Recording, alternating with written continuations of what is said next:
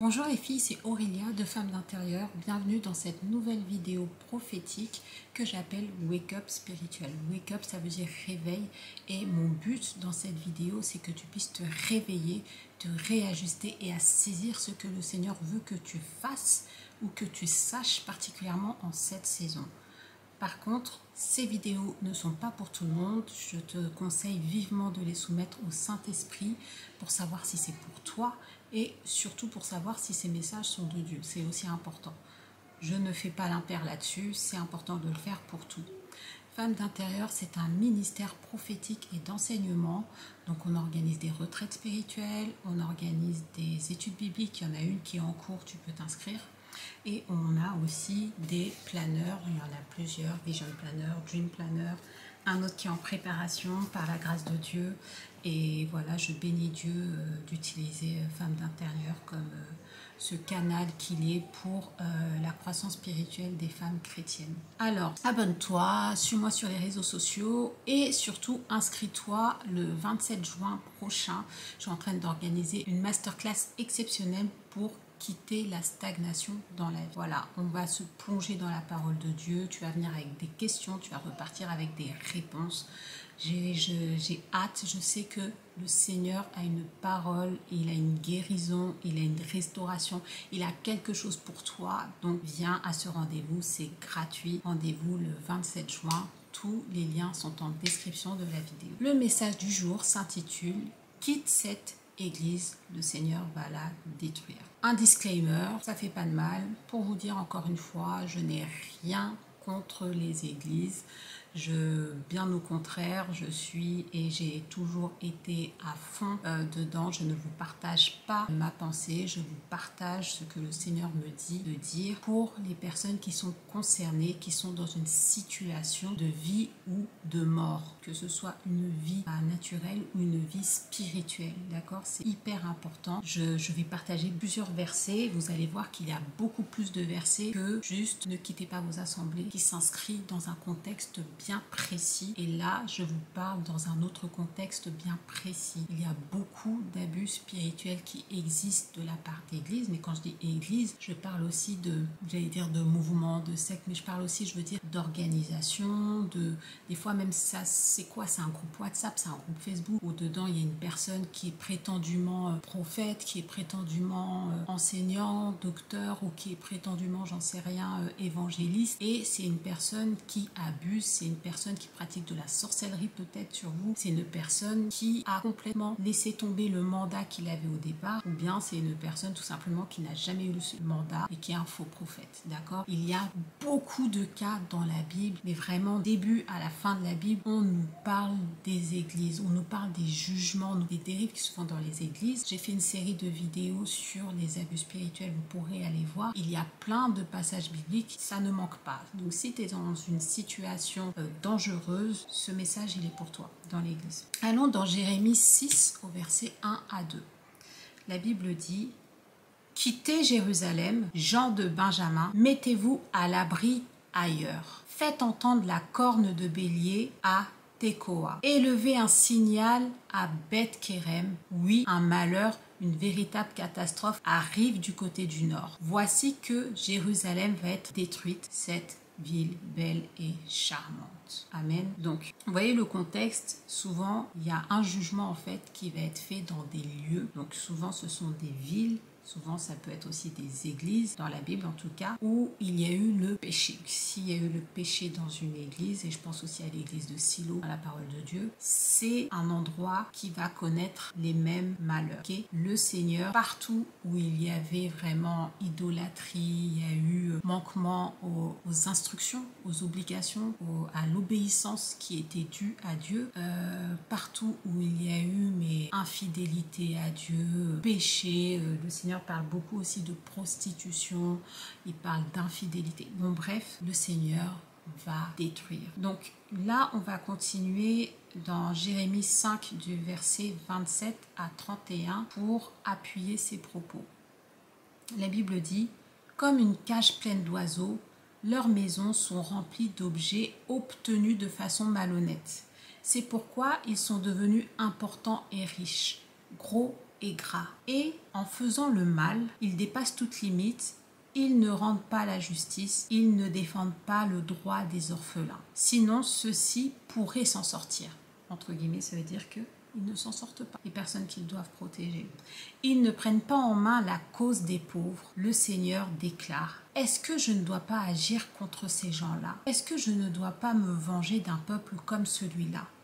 Des choses horribles et révoltantes se passent dans le pays. Les prophètes parlent au nom d'un faux Dieu. Les prêtres s'enrichissent et mon peuple est d'accord. Est-ce que tu es d'accord? Mais quand ce sera la fin, qu'est-ce que vous ferez? Amen. Donc on a beaucoup de choses dans ce passage et je pense que si tu es concerné, ça te parle. On a aussi le passage dans Jonas en fait, où vous voyez, de toute façon vous avez l'histoire aussi de Ninive, on en parle aussi dans Nahum, et vous voyez en fait que le Seigneur dit à Jonas, son projet en fait, qui veut détruire Ninive, qu'il y a eu trop de péchés, qu'en fait Ninive c'est une ville sanguinaire, qu'il veut détruire, c'est une ville d'impies, qu'il veut la détruire, ok? On continue dans Jérémie maintenant, du verset 4, 5, 6. Annoncez la nouvelle en Juda, répandez-la à Jérusalem. Faites entendre la corne de bélier dans le pays, criez à pleine voix et dites: rassemblez-vous dans les villes bien protégées. Élevez un signal à Sion, mettez-vous à l'abri. Ne restez pas où vous êtes. Du nord, le Seigneur fait venir un malheur, une véritable catastrophe. Amen. Ce qui revient beaucoup, c'est mettez-vous à l'abri. Et pendant que j'étais en train de vous lire, ça m'a rappelé une révélation que le Seigneur m'avait donnée et il fallait se mettre à l'abri. Il ne faut pas être proche d'un endroit où il y a, je sais pas moi, une fusillade ou un endroit qui va exploser. Il ne faut pas être proche en fait, d'accord? Il faut se mettre à l'abri. Donc tu dois partir, te mettre à l'abri. Le Seigneur, là, il dit dans le passage, rassemblez-vous dans des villes bien protégées. Donc c'est par la voix de Jérémie, dans des villes bien protégées, à l'abri. Pourquoi? Parce qu'un malheur arrive. Pourquoi? Parce qu'une véritable catastrophe arrive. Et si tu crois en la puissance de Dieu, tu crois en la parole de Dieu, tu crois en ce qu'il est écrit dans la Bible, mets-toi à l'abri si tu es concerné. Ne prends pas ce message à la légère. Quand une maison brûle, il faut partir d'urgence. La maison elle est en train de brûler, tu dois quitter d'urgence. Tu n'as pas le temps de faire tes affaires. Regarde, même quand on nous donne des consignes de sécurité en entreprise, quand il y a le feu, tu dois tout laisser et partir. Tu n'as pas le temps de prendre tes affaires, de chercher les clés, de fermer la porte à clé. Non, ça brûle. Sauve-toi au plus vite, au plus loin, mets-toi à l'abri. Tu sais pas si ça va pas exploser, un conduit de gaz ou quoi que ce soit. Quand tu es dans l'eau et qu'il y a des requins, mais fuis. On te dit il y a des requins. Tu vois qu'il y a des requins, fuis. Quand tu es sur une place qui va exploser, mais tu dois partir en courant, arrêter avec oui mais il faut d'abord que je fasse ça, je dois d'abord finir ça, je dois d'abord bien fermer la porte, je dois d'abord faire ça. Tu dois partir là, c'est un commandement, ok? Noé devait partir parce que l'ancien monde allait être détruit, ok? Pareil, Ninive allait être détruit, ok? Sodome et Gomorrhe et aux alentours ont été détruits. Au Édom, pareil, il y a tellement d'exemples dans la Bible. J'aimerais vous lire ce passage dans Ézéchiel 12. La parole de l'Éternel me fut adressée en ces mots. Fils de l'homme, tu habites au milieu d'une famille de rebelles, qui ont des yeux pour voir et qui ne voient point, des oreilles pour entendre et qui n'entendent point, car c'est une famille de rebelles. Et toi, fils de l'homme, prépare tes effets de voyage et pars de jour sous leurs yeux. Pars en leur présence du lieu où tu es pour un autre lieu. Peut-être verront-ils qu'ils sont une famille de rebelles. Sors tes effets comme des effets de voyage sous leurs yeux et toi, pars le soir en leur présence comme partent des exilés. Sous leurs yeux, tu perceras la muraille et tu sortiras tes effets par là. Sous leurs yeux, tu les mettras sur ton épaule, tu les sortiras pendant l'obscurité, tu te couvriras le visage et tu ne regarderas pas la terre, car je veux que tu sois un signe pour la maison d'Israël. Cette famille de rebelles ne t'a-t-elle pas dit? Que fais-tu? Dis-leur, ainsi parle le Seigneur, l'Éternel, fils de l'homme. Que signifient ces discours moqueurs que vous tenez dans le pays d'Israël? Les jours se prolongent et toutes les visions restent sans effet. C'est pourquoi, dis-leur, ainsi parle le Seigneur l'Éternel, je ferai cesser ces discours moqueurs, on ne les tiendra plus en Israël. Dis-leur, au contraire, les jours approchent et toutes les visions s'accompliront. Car il n'y aura plus de visions vaines ni d'oracles trompeurs au milieu de la maison d'Israël. Car moi, l'Éternel, je parlerai. Ce que je dirai s'accomplira et ne sera plus différé. Oui, de vos jours, famille de rebelles, je prononcerai une parole et je l'accomplirai, dit le Seigneur, l'Éternel. La parole de l'Éternel me fut adressée en ces mots.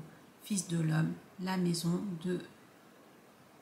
d'Israël dit, les visions qui là ne sont pas près de s'accomplir, ils prophétisent pour des temps éloignés.